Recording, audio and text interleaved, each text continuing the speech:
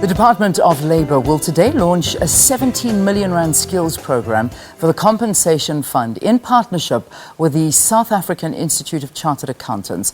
Now, the skills program is aimed at injecting financial accounting and actuarial skills into the Compensation Fund, which is undergoing a major overhaul and realignment to meet its social security obligation in the South African labour market. The skills transfer program will take between 3 and 6 years to conclude. So to speak a little bit more about this, we are joined in our Pretoria studios by the Minister of Labour, Mildred Oliphant, who is, of course, in Hatfield. Good to have you on the programme, Minister. Thank you very much for being our guest here.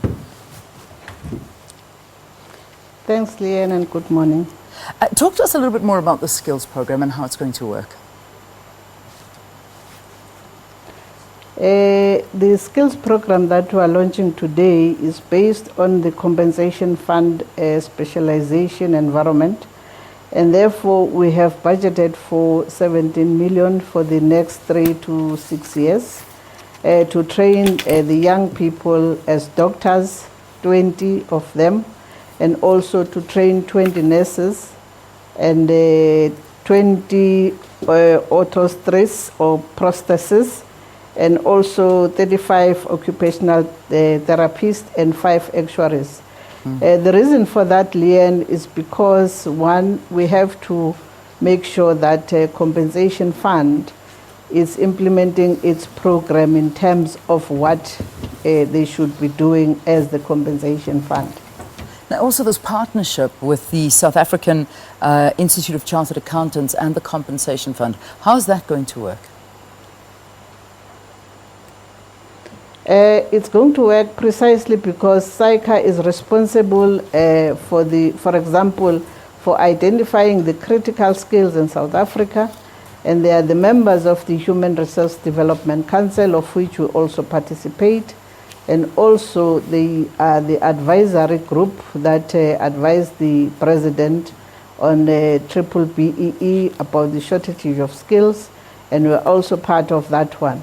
And they have also partnered with the Tshwane University of Technology, of which the students are going to be studying. And therefore, we are saying, since this is our first pilot program, we are going to increase the numbers in the following year, but we started with this 100 of young people as part of our contribution towards education of our young people in this country. Now, let's take a look at the Compensation Fund and some of the issues associated with it. What are the most pressing ones, and how do we deal with that? The Compensation Fund is responsible for implementing the legislation that we called COIDA, which is compensation of those who are injured at work. And therefore, when those people are injured, the Compensation Fund take the responsibility to make sure that those people do get the treatment, and also those that needs the therapist or rehabilitation. Therefore, we have to deal with those particular issues. So that is the special field of the Compensation Fund. And one of the big problems, if I may highlight one, is complaints from those waiting on the Compensation Fund, is that sometimes it can take up to 6 years, from 3 to 6 years. How do we bring that time frame down?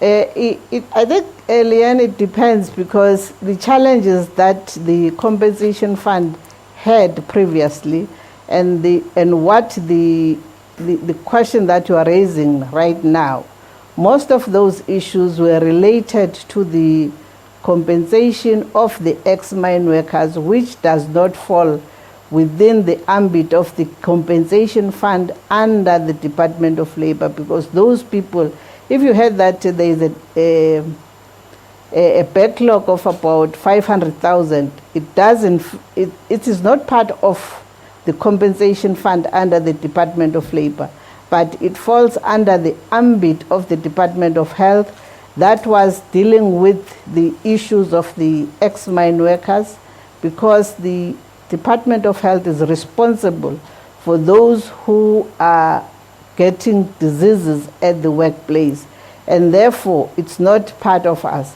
We have dealt with our backlog as the compensation, and we have also changed the system in the compensation where the worker or the employer can immediately put the claim electronically, because some delays previously was because it was done manually, and therefore we have now changed the way the claims are being done in the compensation fund. It's no longer take a year or whatever, but as long as we do have all the information that is needed, we process those claims immediately, and that is why we have a program of educating our workers, including the employers, on how they should therefore put those claims in the compensation fund.